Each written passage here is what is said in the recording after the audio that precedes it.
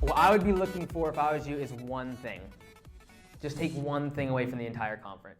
Hey everyone, it's Mike Andes, and you're listening to Landscape Business Course. Today I'm going to be sharing the 2 things that keep lawn care businesses from growing. And I don't care if you're a solo operator and you're trying to get your first employee, or if you have a few employees and you're wanting to get out of the field, or if you have a staff of 10 and you're trying to figure out how to delegate and do sales within your organization. These are the 2 things that I find time and time again with lawn care businesses and landscape business owners that come and talk to me about wanting to grow their business, wanting to scale up. These are the 2 things I find that hold them back. Before we get into that, though, I wanted to mention that the conference is now available for you to sign up for. So it's 2020 Landscape Summit. Landscape Summit 2020 is going to be next January. You can get all the details. Just go to landscapebusinesscourse.com and just click on the tab that says conference, and you can sign up now. As part of signing up, you get meals for Friday and Saturday for breakfast and lunch, and it's just a fantastic time to network. We're going to be doing a bunch of workshop as well as keynote style talking. We're going to do a tour of my facility live and in person. And so it's going to be a lot of fun. And so I really look forward to it. Bring your project managers, bring the people that are on your leadership team, and we're going to have something for everybody. So really looking forward to that. And if you were at last year's, it was fun. This is going to be even better, a lot better. And so I really look forward to it. So check it out. Sign up today. It's just $2.99 per person, and we look forward to that. Now, today I'm talking about the 2 things that keep lawn care and landscape business owners from scaling their business. The first one is that they don't focus on sales. They don't focus on making sales. And the reason that we get distracted from sales is because there's so many other things we need to worry about as business owners within our industry. There's everything from equipment to the trucks that we drive to hiring people to all the things that go on every single day in your business, keeping the shop clean, keeping the trucks cleaned out. Then you have breakdowns of equipment. And then you have jobs that don't go well, and all of a sudden you're having to do customer complaints and callbacks, and then you're trying to figure out how to staff correctly because you have a ton of influx of customers during the spring, but then during the winter there's really not much to do, and so you're kind of caught in this juxtaposition of how many people you should be hiring. There's just so many things on your plate as the business owner. Then there's internal things. As your business grows and you get more employees, people have hard feelings, and then there's issues between people, and then all of a sudden you're like the mediator, and all these things going on. You have then as your team grows, you have to have team meetings and leadership meetings and all of these things. And we can get very caught up in all the day-to-day minutia that is required to run our businesses. And I have to say, for lawn care and landscaping business owners, we have so many hats that we have to wear. Everything from marketing to HR to designing our websites to sales, marketing to design and logos. Like everything that we do as business owners within our industry is phenomenal. And the problem is that those things do not actually change the outcome of your business. Getting new equipment does not change the outcome of your business and the success of your business. It just doesn't. And so, contrary to what every single landscape magazine or YouTube channel about landscapers in our industry would like to say and talk about equipment and the efficiencies that they bring and all these things, at the end of the day, the equipment that you buy, the brand that you buy, the size of deck that you use for your mower, whether it's a stand-on, a zero-turn, or a push mower, it will not change the destiny of your business. It might affect your profit margins slightly. It might create efficiencies, but I don't care how good of equipment you have, how perfect it is, how perfectly your trailer is equipped with trailer racks and designed beautifully, and it's perfectly efficient. If you cannot sell, and if you do not constantly focus on sales within your organization, you will not grow a business and you will not scale. Now, you might be able to run a profitable solo operation by having just you out in the field working, and thereby those efficiencies with that trailer, those efficiencies with that equipment is thereby something you should focus on and is important. If you're wanting to scale your business, I'm not talking to that person. I'm not talking to the person that's going to stay solo. But if you're wanting to scale your business, you have to focus on sales. And when it comes to sales, you have to focus on marketing. You have to figure out what type of marketing is going to propel your business forward. And for the people out there that say, well, I don't do any marketing, I've never done advertising or anything like that, your business is not growing at a super fast rate. And I mean like going from $1 million to $1.5 million to $2 million to like $750,000 or $3 million. Like you're not growing at a super fast level, and you're not growing the size of your business isn't growing very much either. You might be able to go from $100,000 a year to $200,000 a year to $300,000 a year and take 10 years to make $1 million business. But if you want to get there in 2-3 years, it's going to take a lot of sales and really honing the craft and the skills of selling. And that comes down to marketing, it comes to advertising. You got to figure out what works when it comes to marketing. You have to test out what works when it comes to what type of call to action works really well. Where should you put your contact form on your website? Where should you have a chat bot for your website? Where's your phone going to? Is it going to an office? Is it going to your cell phone? All of those things are part of the sales game. And when it comes to sales, a lot of people just think about marketing, and that's super important. But what about the estimate follow-up process? Are you actually trying to follow up on those estimates once you give them? Or are they just kind of in oblivion and you just never hear back from them? These are things that you're going to lose out if you don't follow up on sales. You're going to lose out if you don't have a sales process. You don't go to their house within a certain amount of time of them calling. You don't have a process for getting their contact information. You don't have a process for selling mowing over the phone. You don't have a process for an introduction packet or literature that you give them at the point of sale, at the estimate. You're gonna lose out if you start falling behind the trend of technology, being able to follow up with them and be able to communicate with the customer. Do you use audio notes via email? Do you use text messages? Do you use automations? Or is everything a phone call after 3 days of them sending you an email? Like, there's definitely ways that you can make your selling and the sales process better. And so, but the general concept of why you are not scaling up your business and growing and getting to the next level is because you're not focused on sales. And sales, when I talk about sales, I'm talking about the entire sales process, from marketing, advertising, getting awareness, right to when then they call, to then setting up an estimate, to then creating that estimate in that time that you're with them, and that process of just interacting with the customer. There should be a process. That is selling. You're shaking their hand, you're communicating with them, you're explaining, you're educating. Then there's estimate follow-up processes. Okay, how do we follow up with this estimate now that we've sent it to them? Do we follow up after a day, after 2, after 3, after 5, after 10? Or when is that sale considered dead? When is that estimate considered dead? Do you go in person and present the proposal, or do you just do it over the phone, or do you send it via email, or do you send it in the mail? How are you going to follow up with that estimate and make sure that you get a yes or a no, and not just sending out 50% of your estimates and never even hearing back from the client?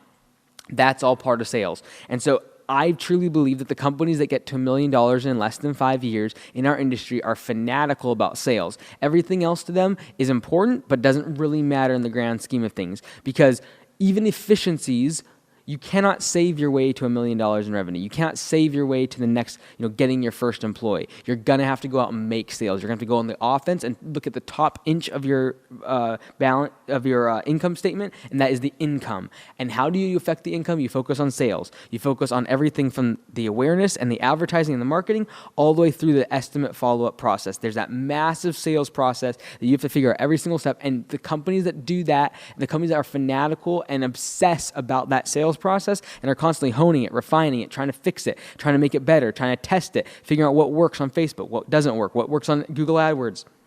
Now Google Ads, what works, what doesn't, what works on YouTube, what doesn't, what works on the website, what doesn't, what works for contact forms, what doesn't, what works for the process for estimate follow-up, what doesn't, what works for the way that you conduct the estimate over the phone, in person. All of these things that are, if a company is scaling fast, almost always I can trace it back to the owner being sales-driven and sales-focused. Very rarely will that owner be caught up a whole bunch in equipment and the maintenance of that equipment and how the edgers are cutting. They're not the line on the line trimmers. Like, is it 0.95 millimeters that you're using, or 0.75 or 0.105? Like, they don't care. They don't care about the brand. They don't care about the type of gas can that people are using.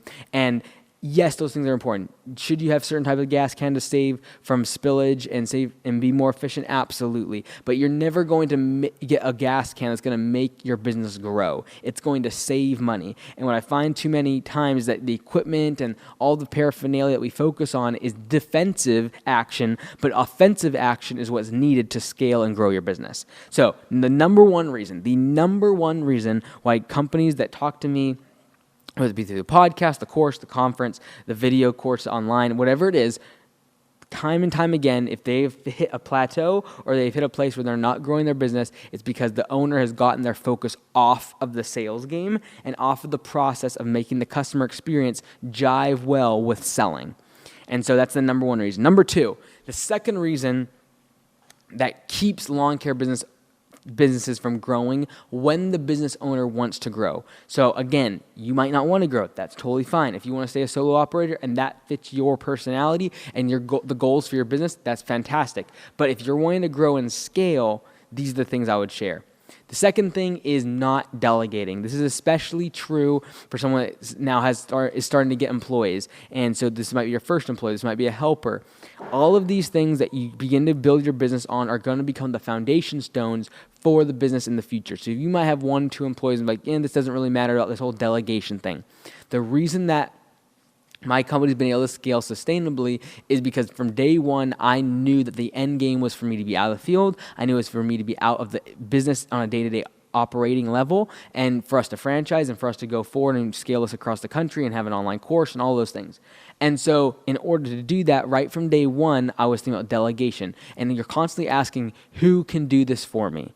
Whether that be sharpening the blades, to cleaning the trucks, to answering the phones, to sending emails. All the time asking yourself, who can do this for me? Not what can I do, but who can do this for me? And trying to find the people that are going to follow along with your mission and your purpose and what you want the business to become. They're going to follow along and are going to allow you to lead the business to success. And so constantly delegating. The reason so many people ask me this all the time, how do I do all the things that I do? And now I have Anytime Fitness. Now I have 3 podcasts, and I have, Pro Labor Services. I do all these things online, and then I have Augusta Lawn Care Services. And so many of the landscapers I have a hard enough time running my landscaping business. How do you do all this other stuff? And the reason for that is very simple, delegation. So in the lawn care business, I'm very clear that this is not what I'm going to do every day for the rest of my life. And it's definitely a stepping stone to make a really big impact in the landscaping industry. And it's a testing facility. It's like my experiment house for figuring out what works and what doesn't in the landscaping industry. And it wasn't for me to be in day-to-day operations. And so just recently really have gotten to the place where, we've got to scale. The business has come of size and where it can afford extra wages basically, and in order for me to be out of the business. So what we did is we broke the company up into to 12, 13 different categories, and I assigned people within the organization to each of those categories, everything from the equipment and the supplies to the larger equipment to training people on maintenance to training people on hardscaping to reporting and giving me reports. Everything within the business was delegated. Cleaning the trucks, all of the scheduling and the routing, all of the things were delegated. Now, you might say, well, that's a big change you just recently made. But right from day one, I was always asking the question, who is going to do this for me? And so you might be just getting your first employee, but that first employee should be taking things off your plate. Maybe they get the truck loaded up in the morning. Maybe they unlock things. Maybe they lock things up at the end of the day. Then as your business grows, you get 2, 3 people. Now you're getting an office assistant. Who is going to answer the phone? Who is going to answer the email? That's going to be the office person, office manager. And then as your business grows and scales and continues to grow, you get crew leaders, and they start taking off project management off of your plate.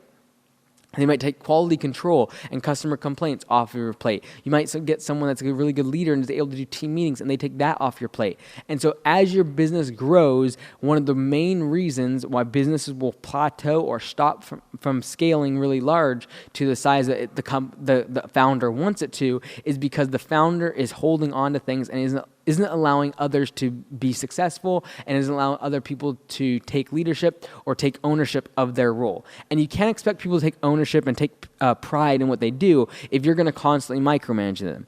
And I tend to be more of a micromanager than someone that just kind of blindly trusts people. And so it's something I'm still learning and have had to learn in order to scale the business. Is look, if you're going to delegate and you're going to give responsibility to someone else, you have to give them free course. You have to give them a lot of a latitude within that role so that they feel that they actually are making a difference and they can make a positive change on the business, and that you're not suffocating them and you're not always looking over their shoulder. And so the second biggest reason is delegation. Not delegating is what's going to hold you back, because if you can't delegate, you're not going to ever and you can't let people call the office and someone else answer the phone. If you aren't going to do that, you're never going to grow or scale your business.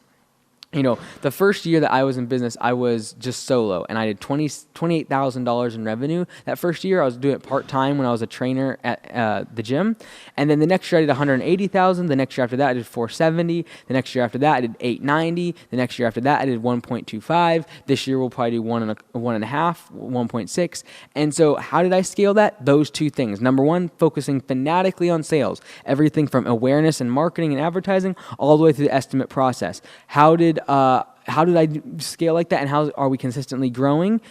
Number two, delegation, focusing on delegating and giving the roles and responsibilities that I as the owner am doing, and giving that to the people that I hire. And then not just blindly trusting them. We have reports. We have monthly reporting meetings now. Starting in April is actually our first reporting meeting since the major delegation that we did. And that's going to be when they have their own role, their individual divisions and their departments, and they have to report to the entire team on how that division's going, where improvements can be made, what the successes, the losses of that last month have been. We'll do that every single month. But delegation is something that's allowed the company to grow those numbers, and it's also what has allowed me to, do other business things, buy a gym, focus on this podcast, the course, get this training facility and this video studio, start looking at really seriously at franchising our business and really scaling it out to so many of you. And so the conference, for example, all these things that I've been able to do have been because I've delegated and focused on sales to grow the business to a certain size. And I do believe it's in that order. I feel like number one, most important is sales, because if you don't grow the business with sales, you'll never need to delegate because your company will always stay small. So number one, most important thing is absolutely the sales game. Focus on sales, focus on marketing, focus on customer acquisition, focusing on sales process, focusing on closing, focusing on the estimate process and the follow-up process. That's the number one, because that will fuel the top line revenue that will end up paying for people and for employees, which then you will need to learn the delegation game in order to give responsibility to those people. But all of those that delegation, all those employees will never come about if you don't do number one, and that is focus on sales. Absolutely, the number one indicator of whether or not a company makes it to 7 figures, or maybe that's not your goal. Maybe it's $500,000. Whatever it is, whatever the goal is for you and your business and your ultimate of what you want out of the business, whatever it is, the number one determinant when I meet lawn care and landscaping business owners is, are they focused fanatically about the sales process and the customer experience during the customer acquisition process. And so I genuinely believe those two things will revolutionize your business and allow you to grow your business to heights you never knew, and push through any plateau and allow you to constantly scale the business to the place you want it to be. You've been listening to Mike Andes. Check out landscapebusinesscourse.com, and I'd love to see you at the conference. I'd love to see you in person. I know so many of you email, and you listen to me on this podcast, watch videos and all that good stuff. I appreciate that, but there's nothing like seeing you in person. I appreciate it, and I absolutely believe it'll change your business. So go to the conference link. Just go to landscapebusinesscourse.com/conference, or check out the link and sign up today. Thanks so much. I'll see you next time.